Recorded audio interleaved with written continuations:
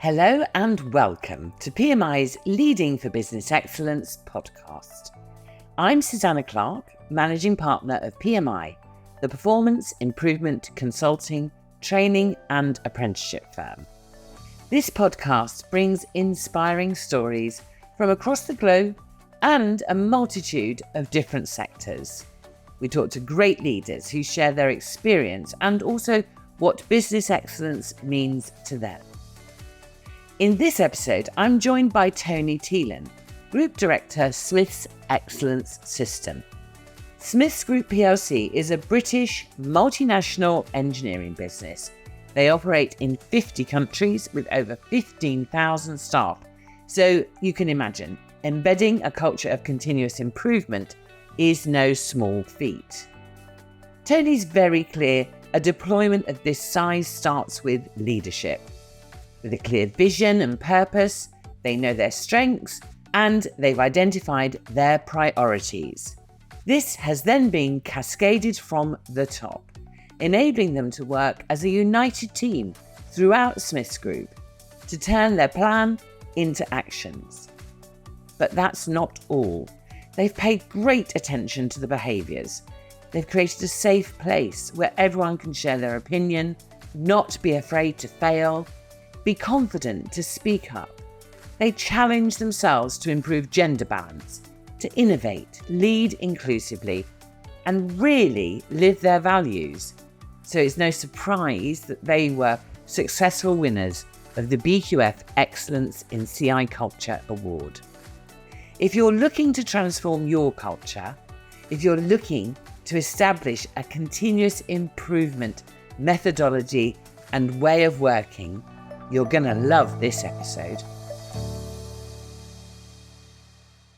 Hi, Tony. Thank you so much for joining me today. It's great to have you on Leading for Business Excellence. So I wondered if we could start off with you introducing yourself to our audience. Tell us a bit about you and also who you work for. Yeah, thank you, Susie. And it's an honor to be on the podcast, actually. So let me start by telling you who I work for. So I work for Smiths Group. We're an industrial technology company, and we're stock listed here in London as a FTSE 100 company. I hope and I think many of our listeners will know us because we have been around for over 170 years. Right. And our purpose as a company is really to improve our world through smarter engineering. And yeah, as I said, we have been living that purpose for quite a while. We serve millions of customers every year. We essentially help them to create a safer, more sustainable, and a better connected world. So these are the kind of key themes that bring the business together. But we do that via 4 divisions that trade under their own name. So John Crane, Smiths Detection, FlexTech, and Smiths Interconnect. The markets we serve are globally, and that's mainly energy, general industrials, safety, security, and aerospace. That's what we do. Okay. And I ended up with Smiths almost 9 years ago. So my career has been in industry for ever since I graduated as an engineer, which was software coding in the very early 90s. I've been mainly in commercial roles and GM type roles, not operational. But with our new CEO coming on board 3 years ago, Paul Keel, who actually declared it as a number one priority to get better in execution, we reinvigorated the SES program and kind of got internally selected for it. And ever since leading the Smiths Excellence System. Brilliant. And I wondered if you could also just confirm how many people are in Smiths Group, because you mentioned the different divisions. Yeah. So how many people are you working with on SES? Yeah, excellent question. So we have around 15,000 people around the world, really international. So we operate anywhere from New Zealand across the globe to East Coast US. And in terms of who do we work with, it's our ambition to touch everybody. So the way we look at continuous improvement, the way we look at deploying our model of Lean Six Sigma is to not only limit it to the factories, which obviously is very rich fishing ground for continuous improvement, but to also touch everybody that works in offices and in business processes. So our ambition is to really touch all 15,000 of them. Okay, great.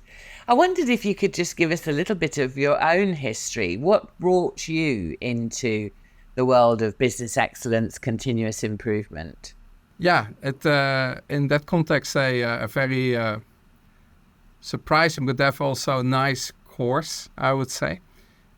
In my career, I'm an engineer by degree to start with. So when I left school in the early 90s, I was actually a programmer, so computer coding.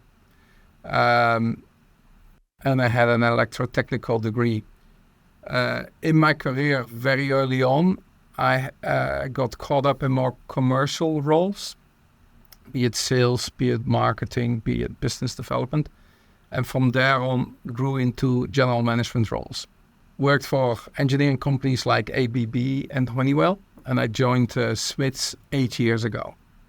Okay. About 2 years ago, or closer to 3 by now actually, our new CEO, Paul Keel, came on board. And when he defined in his first 100 days together with the executive committee where the priorities were, driving continuous improvement became one of his top priorities, which meant we reinvigorated what we call the Smiths Excellence System, our own internal continuous improvement program. And one of the first things he did is have a position in the executive committee filled. He looked for internal talent.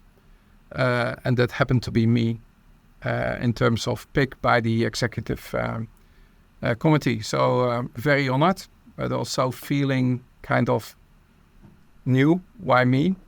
To then actually come to the conclusion, and might touch on that a bit later, that at the end it's all about leadership.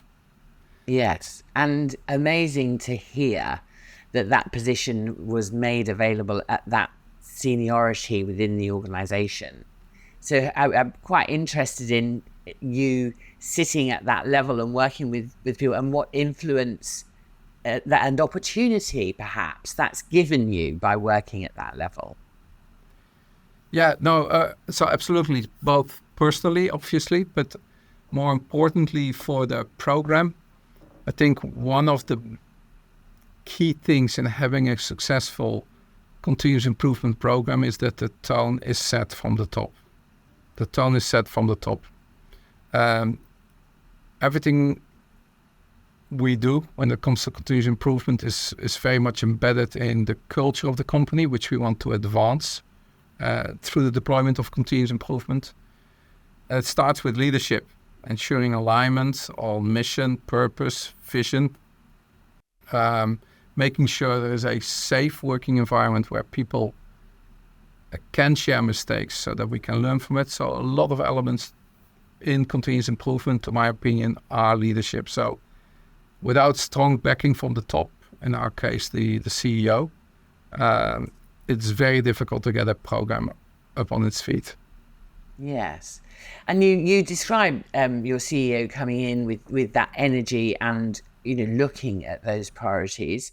So out of interest, the other people that are part of the executive committee, did they also come from this sort of continuous improvement background, or have they had to develop their own understanding and skills in this area as well? I think we have quite a diverse team in the executive committee, each coming with their own areas of strength as well. And maybe we touched that as well during our interview. But we want CI to be more than operations or manufacturing, and that diverse background as such is important. We reflect that in our master black belts that we have as leaders in the organization as well. But back to your question in the context of the Exco, I think it's an nice mix of people, but it's not necessarily that many of them have a strong Lean Six Sigma background. Mm-hmm. Back to my initial comment, though, I think when it comes to leadership, you'll find people with a lot of experience. And I keep saying the same thing. It's all about culture. In terms of if the mindset is there, the organizational values, the safe environment to learn from mistakes, the confidence, or what we call embracing the red, the confidence that people that our people need to have to make a mistake, but to learn from it. All those elements are really leadership elements. Yes. So I think if we select, or if we make sure we do well on what we call the Smiths leadership behaviors, we can get the company along when it comes to the skill set. So how to be programmatic about step change improvement. I think that's the sequence, and that's something that we are instilling in the organization, starting with the executive committee. Okay, interesting. So obviously, the one we first met because of Smiths being successful with the BQF Excellence Awards, and you were a co-winner of the Excellence in CI Culture. So not surprisingly, the topic of CI culture is really interesting to me. You've talked about it starting with leadership, and you talked about the behaviours that are needed. It would be really great for you to just sort of talk to us a bit about, where did you start? So many people I talk to, that's the beginning, how you get going, and then how you cascade that to create. I mean, you've got a big company. You've been around for 170 years, as you say. So there are going to be people who've been there a long time. How have you managed to both start and then cascade that through the organisation? That's a great question, because there are 15,000 of us worldwide in Smiths. Yes. So the way we cascaded it is by really packaging it up. So our main communication in everything we do, starting with the CEO, is that we talk about our priorities. We have a model which we call the Smiths Value Engine, and that model, which is graphically represented on our website as well for external use, starts with our purpose. We're pioneers of progress. We're improving our world through smarter engineering. On top of that, it builds our strengths. So world-class engineering, global capabilities. We have leading positions in critical markets, and we have a robust financial framework. And it's that piece that we take to then actually, on top of that, put our priorities. And our priorities are in 3 categories: growth, execution, and people. And in everything we do, we communicate our priorities. And then through tools and methods, many of which are Lean Six Sigma, which I can talk to a bit further down the podcast, we actually ask management to flow down and make clear to everybody in the organization, based on our purpose, this is how we have our plan. The plan pulls on our strengths, but what we need to do is a number of improvements to get from where we are to where we're going to. And we're going to need you, right, to all our people, or maybe some people that we carved out, which we call black belts, green belts, but we need the whole skill set, everybody to contribute and actually drive that change and improvement. And that's how we started to cascade it from the top down. And, I love the way you describe that, purpose and the strengths. I can imagine those are being articulated to everybody. We all understand what our strengths are. Both give people a sense of confidence in what you're doing, but also a sense of motivation. Yeah, Absolutely. Continuous improvement should be all about motivation in the end. 10 different ways I can look at it. It always comes back to me, to leadership, really. Yes. But continuous improvement should be a very positive experience. It should energize people to kind of step through the door of the place where they spend so many hours a day and try to be a little bit better than yesterday. And at the same time, set ourselves up and say tomorrow is going to be a little bit better again. That needs to be done in a very safe and energizing environment. And you've used that word safe a couple of times, which I really appreciate. And it's so important for people to feel safe to make mistakes, to then learn from those mistakes, and then think, okay, and rethink and have a different approach. So can you describe some of the work that you've done to encourage that thinking and behavior? Yeah. I keep using the word safe because without the right foundation, it's continuous improvement becomes a bit of a tick the box exercise, really, where people for certain metrics need to tick the box and need to highlight some side jobs they did without making it really their own or making it kind of their way of working, the way we would like to position SES. So a safe environment is really what we're doing is what we say is embrace the red. Together with the top-down kind of leadership-backed flow of critical priorities and how we want to structure improvement projects, we have bottom-up work in parallel through lean deployment rollout and lean Kaizens, where we're visiting all our sites around the world and have all our people frontline involved in those lean rollouts as well. Yeah. And that's where we talk about the key principles of getting to an inclusive and safe environment. And what we use is our framework of Smith's leadership behaviors.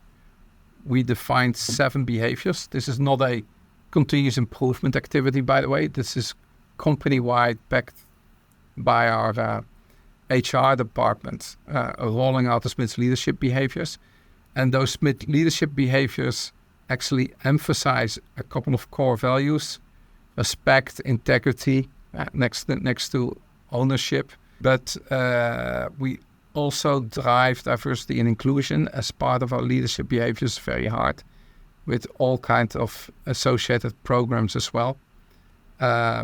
And then there is speak out cases. So there are a number of things associated with how we performance manage our managers to make sure it's done in an inclusive manner, and inclusive in the context of, amongst others, safe. The other thing that we drive, and this will take time, this doesn't go from one day to another, is that people start to embrace the red. So making sure that when we have meetings where we review performance, where we review progress, that we don't come down hard on whatever is red, as long as the targets are set with ambition, or what we call with entitlement. We're comfortable with businesses that don't have full green performance, as long as they show the element of continuous improvement embedded in it. You mentioned when we were talking about diversity and inclusion and the work, both the CI culture work, but also the leadership behaviours have influenced around that. And I wondered if you could just tell me a bit more about that. Yeah.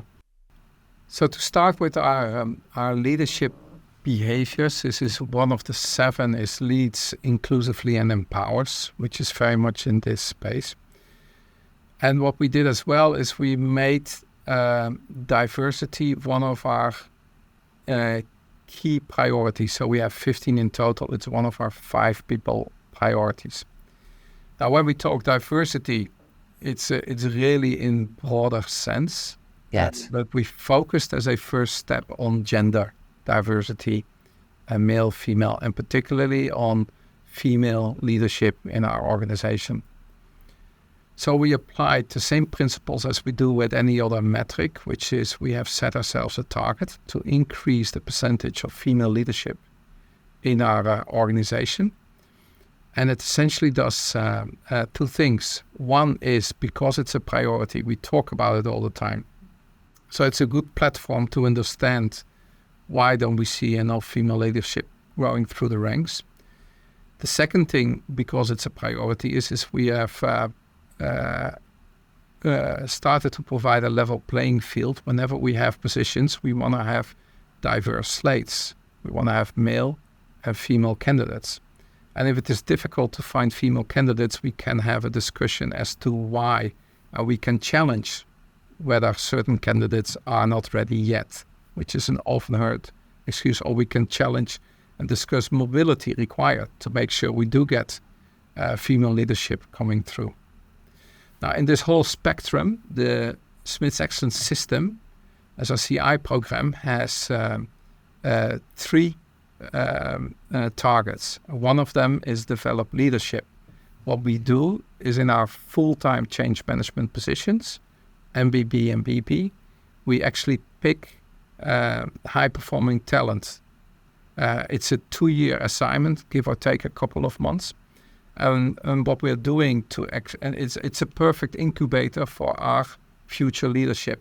Yes. So what we try to do in SES is to skew it even further and try to get to a 50-50 gender balance. So at the moment, 4 out of our 6 master black belts, which are the most influential positions we have in our CI landscape in each of the divisions, are women. And they will re-enter in leadership positions as well. So that's how we actively contribute to having more of a diverse pool of talent that we can tap on for our leadership. The final thing I would say as well is by being more of a data-centric, data-driven organization, some of the elements around narrative, which very often comes with a bit of alpha male behavior as well, becomes also less important. Right? If we get to the situation where we can say, let the data set you free, Yes. how it's being presented, how forceful it's being presented, these elements become a little bit less important as well. And I think that's also helpful for women to thrive in an organization. Yes. It reminds me of the Deming quote, in God I trust, all others need to bring data. And we have it in our LSS curriculum. Yes. Oh, do you? Yeah. Yes, indeed. Because actually, challenging people to bring data, regardless of who they are or what they're doing, and that being one of the first questions that they're asked, is so much more powerful, isn't it? In terms of the richer conversation that you then have based on data rather than based on speculation or assumption, or I just feel like that. Yeah, absolutely. And I do think where I said women, that in itself might be a bit of a bias, right? So we all need to learn, but in general, people with less strong personalities but a lot of knowledge or expertise get a better seat at the table if it becomes a bit more data-driven. Yes, that's interesting, isn't it? Yes, I know what you mean. It's not just the loudest voice anymore. Exactly. It's the person with the best data, regardless. Yes. Okay. Interesting. So, I also think that's what was really interesting about what you described there, was that sort of coming together of the leadership behaviors, but also with the CI culture, the talent program that's looking at gender balance, and that's also developing those skills in excellence, so that as your new future leaders are being developed and become available, they've got this great foundation of everything that they need. It's already within them. They understand excellence. They know what the organization how it should be working, and so on. That that must be very powerful for you. Yeah, it's the biggest change we made, Susie, really, between starting the program, because we started the Smiths Excellence System 2016, 2017, and while it was starting up, it got a bit derailed by COVID and it lost some of its traction. But our approach back then was have a team of subject matter experts that templates the best ways of working and then drive that in the businesses. We take a completely different approach on that angle, as in we don't tell our divisions what it is. We invite them to come for best practice, which very often is sharing within the divisions, not so much sharing with a headquarter function. But more importantly, instead of hiring only subject matter experts, which we do for our core team, that we also took the training for Lean Six Sigma in-house. What we do is we attract talent, we learn them the skill set, and then re-enter them in the business in leadership positions, and they then themselves become ambassadors for the program, or take some of the ways of working with them, or understand that it is okay as a department leader, as a functional leader, to pull in help to make your plan by pulling in green belts, black belts, or other CI experts to help work on some of the more stickier, more complex projects they have. So building that ambassadorship, having lots of people go through the program. We already trained more than 1,200 people on CI. Having them go through it is probably the most powerful part of the the program. That said, it will take time for that group of alumni to grow, of course. Mm.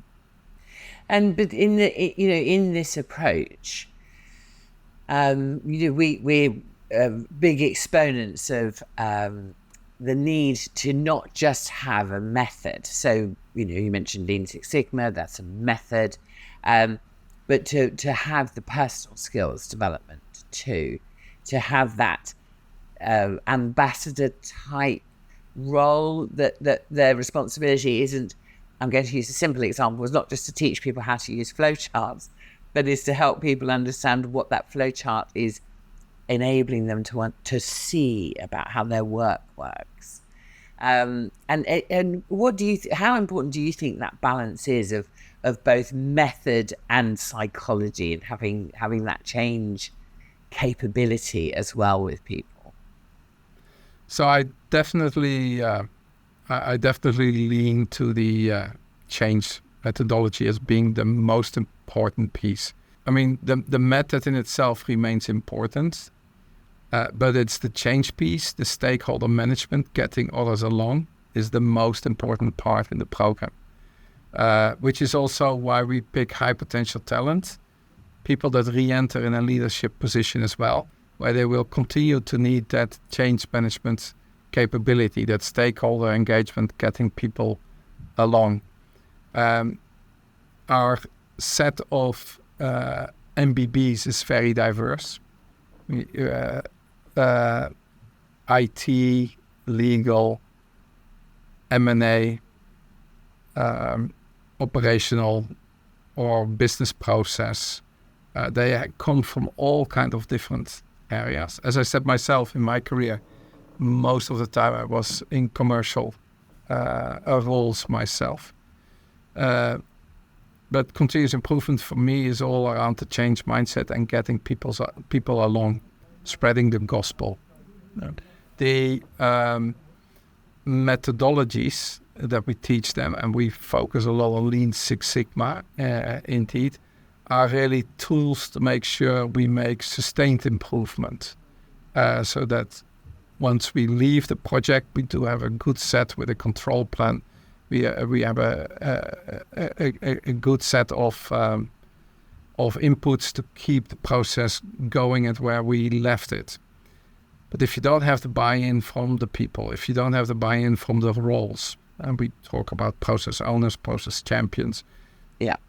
Having their buy-in, making sure they free up the required resources to do the programs quick enough, with impact enough. You can be expert what you want on the Lean Six Sigma side, you won't be as effective. So it's down to leadership, and associated with that, it's the change management piece.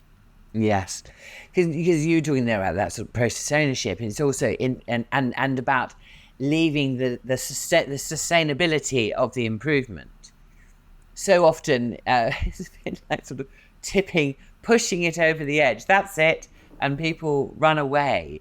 And that's embedding of how does this now become business as usual, and is a useful set of data that can be continuously measured and reported on the performance that you see by the people who actually are doing the work every day, when perhaps that expert who's been involved in making the change may have moved off onto a different program, moved off to a different improvement. So that switch over from project improvement into daily management of improvement, quite a very important part of sustaining the improvement. So what are the sort of skills that you've looked to develop and roles amongst people to achieve that? Yeah, the way we articulate the targets of the program of SES, Mid Excellence System, is we say, 1, it delivers or it improves results. 2, it develops talent. And 3, it advances the culture. Around 1 and 2, we have very prescribed metrics. 3, advances the culture is what it needs to pull through, in essence. For delivering results, is both the divisional presidents as well as their master black belts have targets in terms of results that we want out of the program. And these are results that are pulled all the way back to the P&L. So they are pulled into the P&L. It's not kind of cost saving, cost avoidance, something at the side. It's a P&L part. Those results are measured the 12 months after implementation of a project. Okay. So you need to maintain an improved process. But not only that, even before you start doing the project, the prioritization is done by the business, the presidents and their GMs. So they need to make sure they pick the right projects with the biggest bang for the buck, which are the most important for their business and to make their plan. So they have all the tools in hand. The only thing we say is make sure that when you do it, it's impactful. And that's why we define a target, a profit and a cash target. So that is one way of looking at it. The other thing in terms of developing talent is we really want the presidents and their HR right hands, the vice presidents HR in each of the divisions, to pick true talent. It's true talent that will bring along the change. And B, it's true talent that then can be put in quite versatile roles when they're coming out on their leadership teams, having touched many relevant aspects of the business. And that's something we track and measure as well, of course. We don't let anybody down. If it doesn't work, it doesn't work, but we'll find a place. But we track, of course, so you pick talent. So where do you see this talent going next? And even cross-divisional. So I think what you hear me saying is we make sure there is enough skin in the game from the presidents in each of the divisions. That's also where the reporting sit, to make sure they get most out of this project and most out of these, and apologies for project, to make sure that they get most out of the Smith's Excellence system. Right?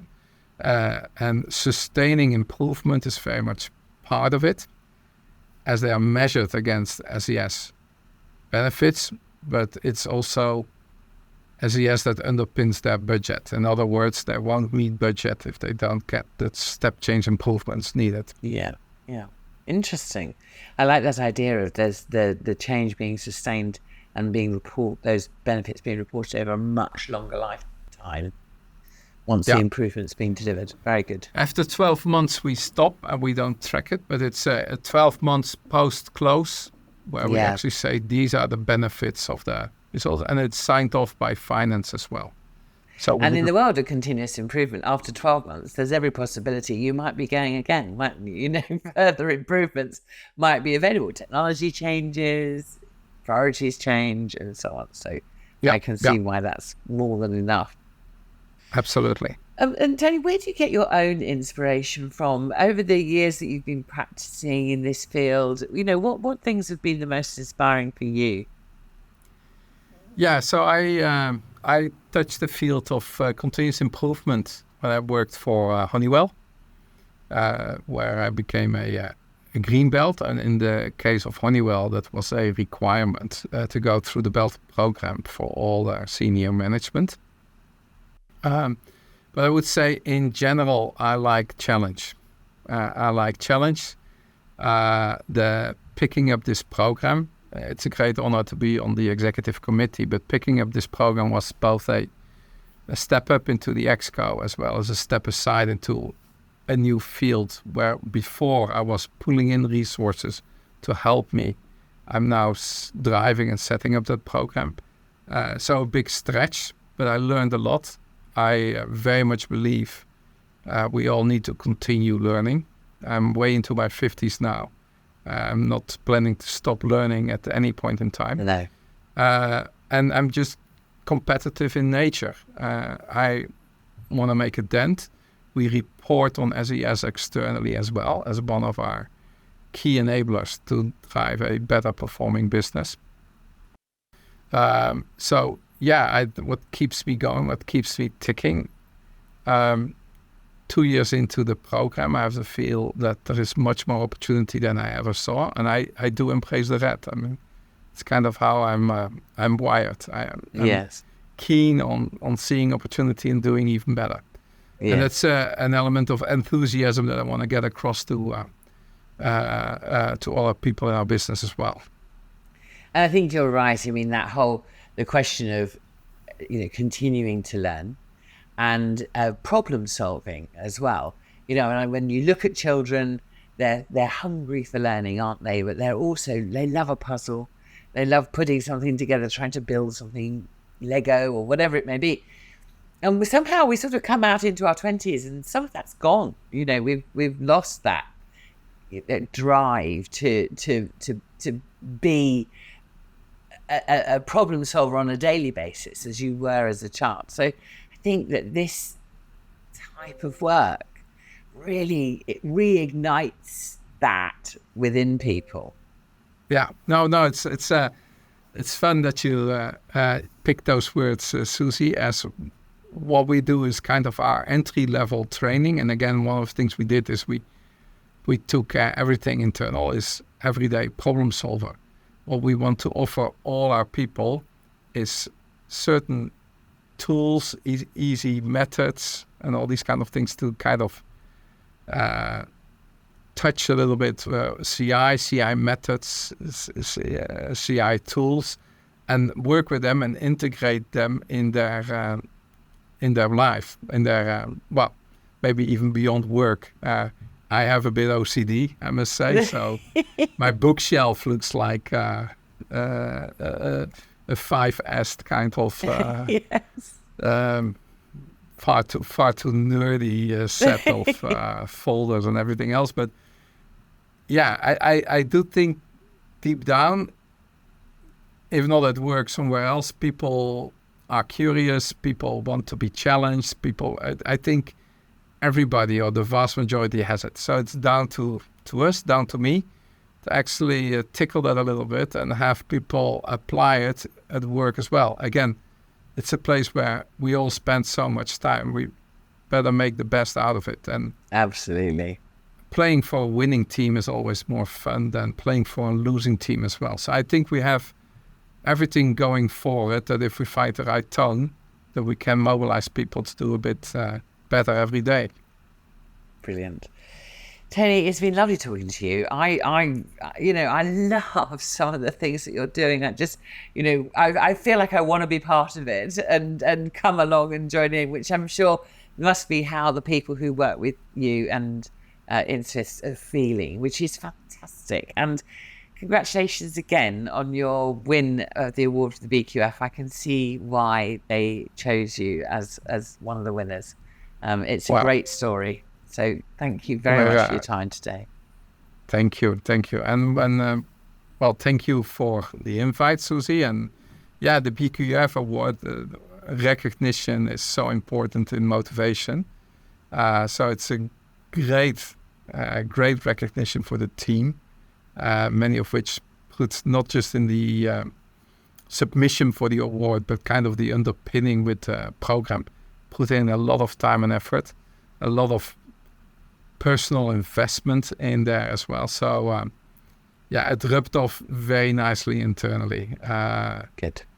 Credibility for the program, but even more important, joy and recognition for the team. So, absolutely. Fantastic win. Fabulous. Thank you very much, Tony. Thank you, Susie. I really hope you enjoyed this Leading for Business Excellence episode.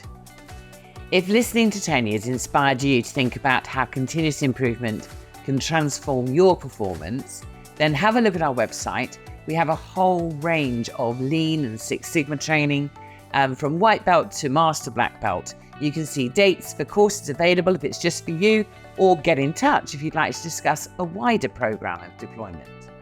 We also run leadership masterclasses on strategy, transformation. So again, if you want to know more about how you can transform your continuous improvement culture, get in touch. You can reach me via team@pmi.co.uk, and I'd love to hear from you. Thank you.